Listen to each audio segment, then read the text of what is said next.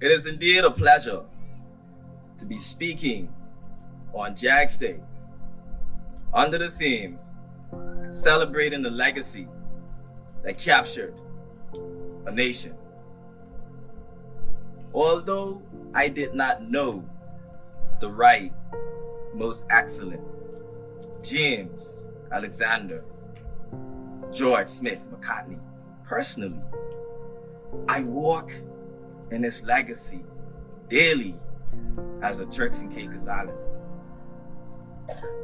Through numerous articles published over the years, stories from various community members, and biographies, I was able to understand the blueprint he had for this country.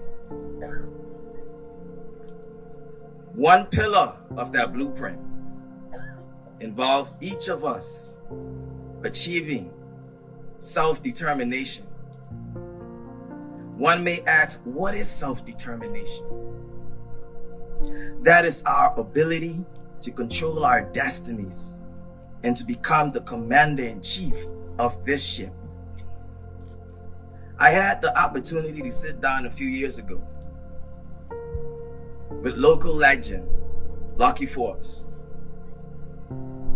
and he shared with me the history of ripsaw music and rake and scrape music and how it originated in the Turks and Caicos Islands. He told me that Honorable McCartney was instrumental in globalizing the genre and allowed him to construct a band called the Turks and Caicos Canadian Connection Band and toured Canada to promote our culture and music. As a result, today, there is a Rake and Scrape Festival held annually on the island of North Caicos, intended to showcase our dances, such as sculling, our food, and music. Nelson Mandela once said, "Music is a great blessing. It has the power to elevate and liberate us. It sets people free to dream. It can unite us to sing with one voice." During Honorable McCartney's era, one of his objectives was to bridge the divide between the Turks and Caicos Islands. He sunk a buoy that floated in the waters of Grand Turk to erase the line between the Turks and Caicos Islands. He echoed the phrase, "One people, one nation, one destiny." I want us to echo that phrase this morning. I want everyone to say the phrase after me. One people, one nation, one destiny. Again, one people, one nation, one destiny. Louder. One people, one nation, one destiny. Honorable McCartney understood the importance of music being the driving force in uniting this country. Hence the investment to promote Lucky Forbes and other musicians as pioneers of rake and scrape music. Lucky Forbes was intended to be our Bob Marley.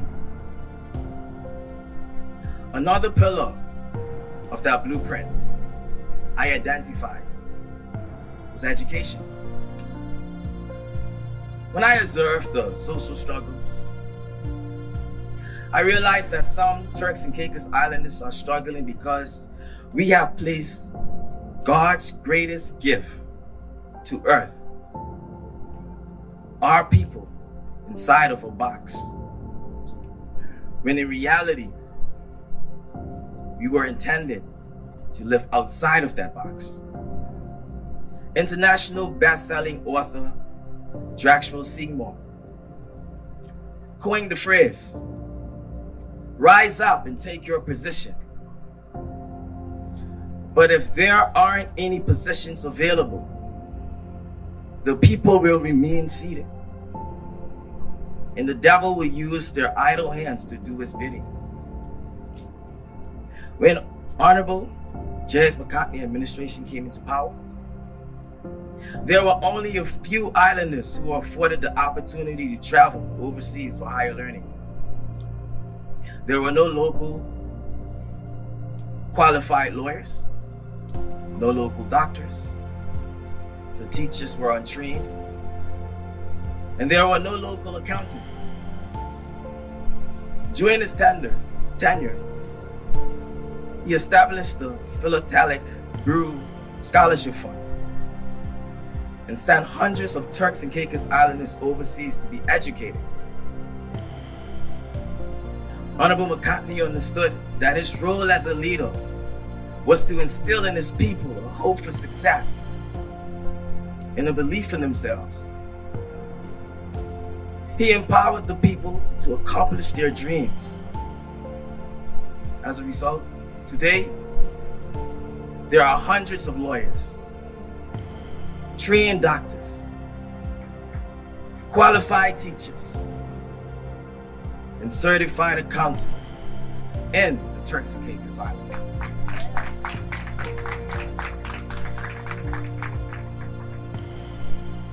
The seed that Honorable McCartney planted in the 70s has produced a harvest. We have the largest community of intellectuals that this country has ever seen. And although we have made great strides in educating our people and qualifying the workforce, there are still those who feel alienated in this country.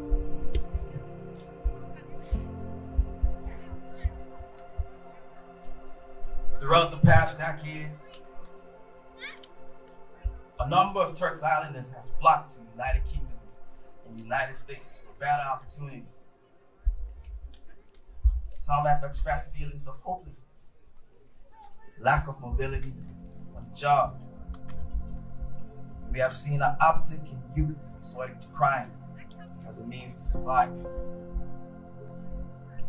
Many Turks Islanders are graduating with various degrees in different fields, only to return home and be confined to the hospitality and financial sector. Sectors that has contributed greatly to the economic growth and development of this country. However, no country can achieve sustainable development without large investments in human capital. Therefore, the government must prioritize diversifying the economy so that returning students do not lose their skills and passions and leave this country. To rise up and take our rightful positions, we must create new positions in both the public and private sector. We must expand the categories of the MSME programs to create more opportunities for equality, equity, and innovation. And we must create an environment where we all have a piece of the pie. The next pillar in the blueprint I identified was unity. One of my favorite African words is the word Ubuntu. Ubuntu means I am a person through other people. My humanity is tied to yours. We belong in the bundle of life. It is us working collectively for the greater good as a community while suppressing our personal desires. Honorable McCartney believed that we were capable of his vision for independence, but only when the people were truly unified, being our brothers' keepers, whether you're a Haitian, Bahamian, Jamaican, or a Turks Islander. His call to action months before his passing was for us to pull together, if only for survival. Given everything we have gone through the past 2 years and the pending global issues, we must pull together to survive. And we must be conscious of the barriers that's stopping us from uniting. One of those barriers is the adaptation of American culture. The United States has one of the most individualistic cultures in the world. Americans are more likely to prioritize themselves over the group. In the Turks and Caicos Islands, we must do the complete opposite and prioritize the group over ourselves. Honorable McCartney wanted a Turks and Caicos where the social values revolved around what is best for the community. He wanted an environment where helping others and asking for help from others was not only encouraged, but viewed as essential. He understood that it took a village working collectively together to achieve independence. This brings me to another barrier that is holding our efforts to unite. Dr. Martin Luther King Jr. said that it's appalling that the most segregated hour of Christian America is 11 o'clock on a Sunday morning. And according to experts, that assertion remains true today. The most segregated hour in our country is 11 o'clock on a Sunday morning. Religion should unite us, not divide us. Thus, organizations like the Turks and Caicos Christian Council must recognize the role they play in uniting this country and building stronger communities. We have to do our part to ensure that no Turks and Caicos Islanders left behind. While on the topic of unity, I must mention the Turks and Haiti social dilemma that we are currently facing in this country. Haitians are a part of the Turks and Caicos Islands history and culture, no matter if that's truly accepted or not. Haitians, my apologies, do not shoot the messenger.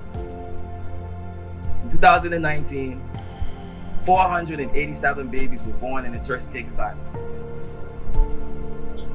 284 were born to Haitians, compared to the 184 that were born to Turks and Caicos Islanders.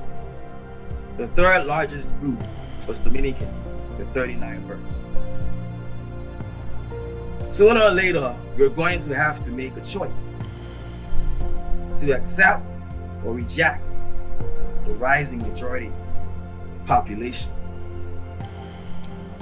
Rejection will only lead to cultural resentment and feelings of alienation. We are going to have to create a country where two of these cultures can coexist. I understand that this is a tough task for leaders, but we cannot sweep this under the rug. One day we might have to change the way we define who is a Turks and Caicos Islander. In the words of the author, Jacqueline Woodson, diversity is about all of us and about us having to figure out how to walk through this world together. We must find a way to live together. Truth is, we are outnumbered. But our culture does not have to be in jeopardy because of this. The next 10 to 15 years are going to be crucial for social development in this country. If we do not act strategically, our culture will be marginalized by the majority population. If we do not act strategically, our culture will be rejected. Leaders must recognize this moving forward and do what's necessary to foster social cohesion.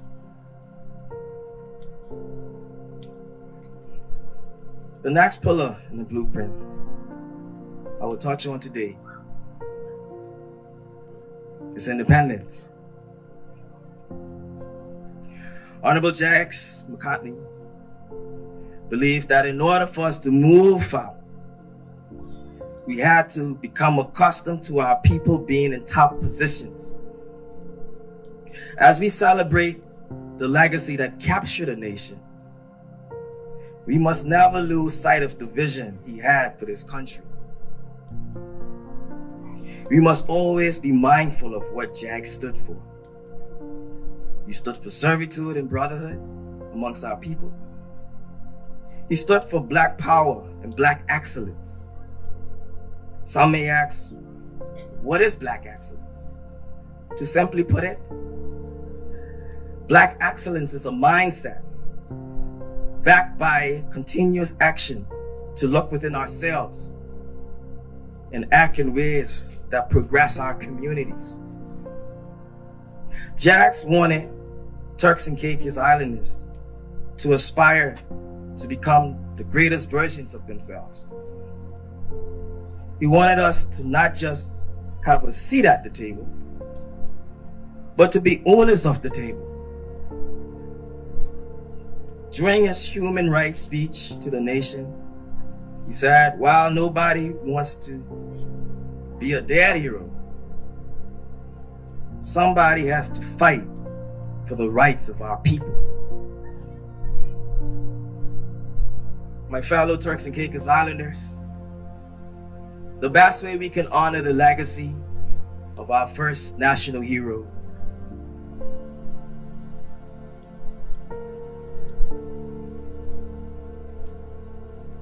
is by achieving independence.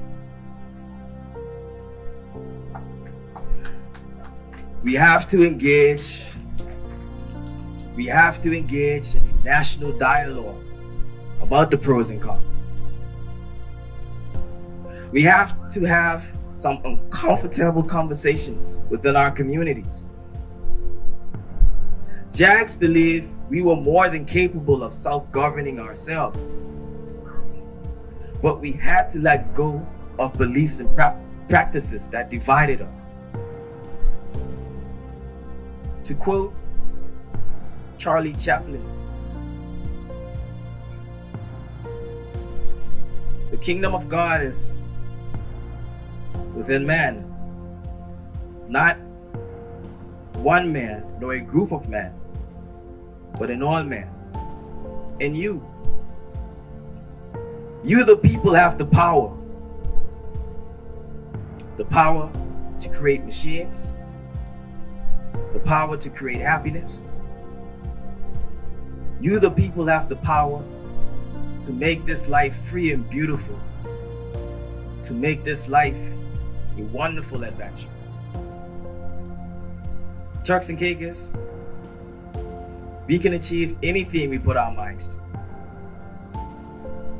J.A.G.S. vision is well within our reach. Before I go, I want to end with this point. When you think you're beaten, you are. When you think you dare not, you don't. When you think, when you like to win, but think you can't, it is a sure thing that you won't. When you think that you'll lose, you've lost. For out in the world, you will find success begins with a man's will. It is all in the state of mind. When you think you are outclassed, you are. You have got to think big to rise. You have to feel sure of yourself. before you can win a great prize. Life battles does not always go to the stronger or fastest man. But sooner or late, the man who wins is the one who thinks he can. It is our mindset. If we can think it, we can surely achieve it. Thank you.